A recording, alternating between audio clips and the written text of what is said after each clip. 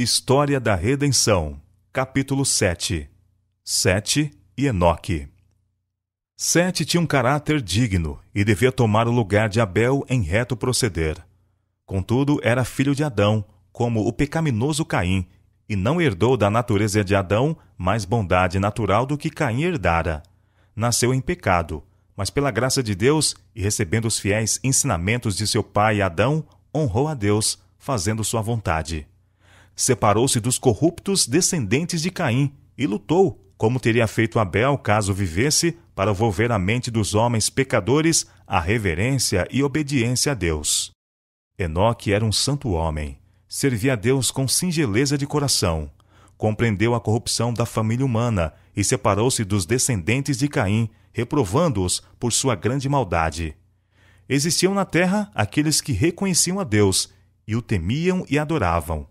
Mas o justo Enoque era tão afligido pelo crescente mal da impiedade que não se associava com eles diariamente, temendo ser afetado por sua infidelidade e que seus pensamentos não considerassem a Deus com a santa reverência que era devida ao seu exaltado caráter. Seu coração se agitava ao testemunhar diariamente como pisavam a autoridade de Deus. Decidiu separar-se deles e gastar muito de seu tempo em solidão, a qual devotava à reflexão e oração. Ele esperava diante do Senhor e orava para conhecer sua vontade mais perfeitamente, para poder realizá-la.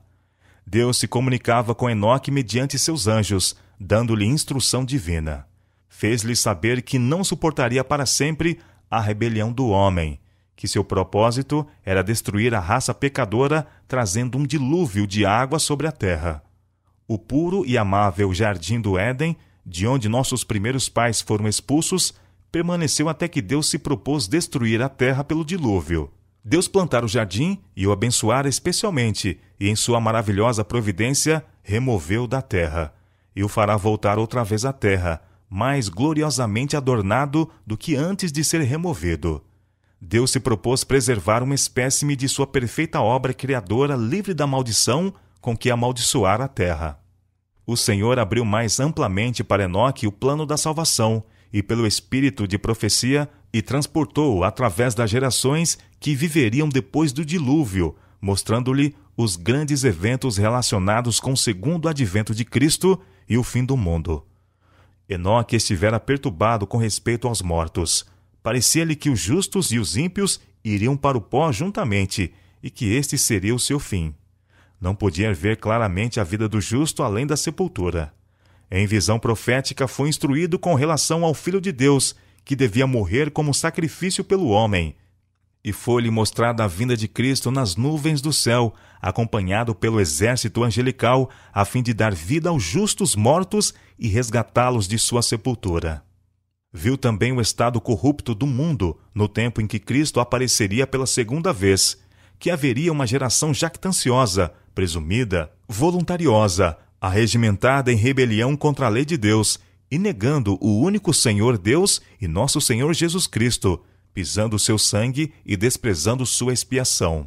Viu justos coroados de glória e honra, e os ímpios banidos da presença do Senhor e destruídos pelo fogo.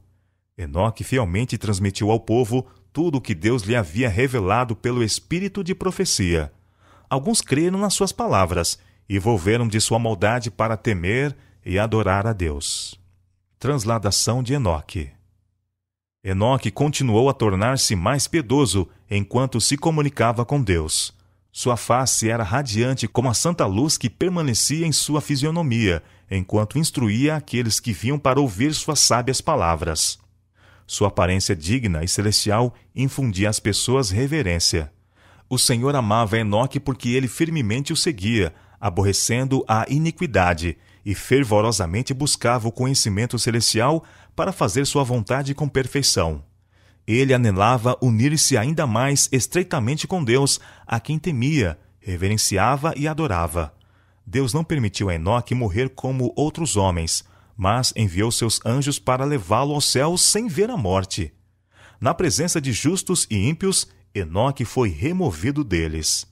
Aqueles que o amavam pensaram que Deus pudesse tê-lo deixado em algum de seus lugares de retiro. Porém, depois de procurarem diligentemente por ele e sendo incapazes de achá-lo, disseram que não se acharia mais, porque Deus o tomara. O Senhor ensina aqui uma lição da maior importância pela trasladação de Enoque, um descendente do decaído Adão, que seriam recompensados todos que pela fé confiassem no sacrifício prometido e fielmente obedecessem a seus mandamentos. Duas classes aqui, outra vez representadas como devendo existir até o segundo advento de Cristo: os justos e os ímpios, os rebeldes e os leais. Deus se lembrará dos justos que o temem. Em consideração a seu amado Filho, ele os estimará e honrará, dando-lhes a vida eterna. Mas os ímpios, aqueles que pisam sua autoridade, ele os cortará da terra e os destruirá, e serão como se nunca tivessem existido. Depois da queda de Adão, de um estado de perfeita felicidade para um estado de infelicidade e pecado, havia o perigo de os homens se tornarem desencorajados e inquirirem: inútil é servir a Deus, que nos aproveitou termos cuidado em guardar os seus preceitos e em andar de luto diante do Senhor dos Exércitos? Uma vez que a maldição celeste repousa sobre a raça humana e a morte é a porção de todos nós? Mas as instruções que Deus dera a Adão, repetidas a Sete e plenamente exemplificadas por Enoque, iluminaram o caminho das trevas e escuridão, dando esperança ao homem de que, assim como por meio de Adão veio a morte, mediante Jesus, o Redentor prometido, viria a vida e imortalidade. No caso de Enoque, os desalentados fiéis foram ensinados que, embora vivendo entre pessoas corruptas e pecadoras, que estavam em aberta e ousada rebelião contra Deus, seu Criador, contudo, se lhe obedecessem e tivessem fé no Redentor prometido, eles podiam proceder com justiça, como o fiel Enoque, ser aceitos por Deus e, finalmente, exaltados ao seu trono celestial. Enoque, separando-se do mundo e gastando muito de seu tempo em oração e comunhão com Deus, representa o leal povo de Deus nos últimos dias, que se há separar do mundo. A injustiça deverá prevalecer em terrível extensão sobre a terra. Os homens se dedicarão a seguir toda a imaginação de seu corrupto coração e impor sua enganosa filosofia e rebelião contra a autoridade dos altos céus. O povo de Deus separar-se-á das práticas injustas dos que os rodeiam e procurará a pureza de pensamentos e santa conformidade com sua vontade, até que sua divina imagem seja refletida neles. Como Enoque, estarão se preparando para a trasladação ao céu. Enquanto se esforçam para instruir e advertir o mundo, eles não se conformarão ao espírito e costume dos descrentes, mas os condenarão por meio de seu santo procedimento e piedoso exemplo. A trasladação de Enoque para o céu, pouco antes da destruição do mundo pelo dilúvio, representa a trasladação de todos os justos vivos da terra antes da sua destruição pelo fogo. Os santos serão glorificados na presença daqueles que os odiaram,